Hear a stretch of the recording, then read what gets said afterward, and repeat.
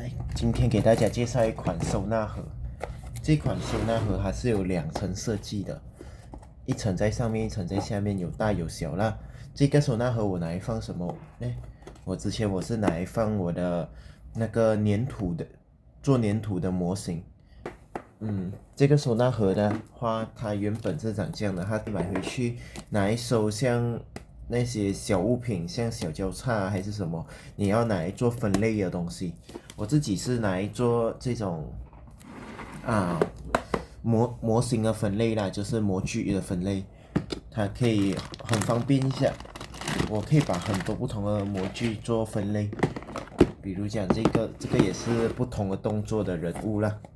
有做模型补色，你也可以把它当成一个那种收颜色这些的，就是我也是有其中一盒是拿来收这种颜色的啦。这个是那叫什么丙烯的那种颜色，它是涂在模型上的那种漆来的。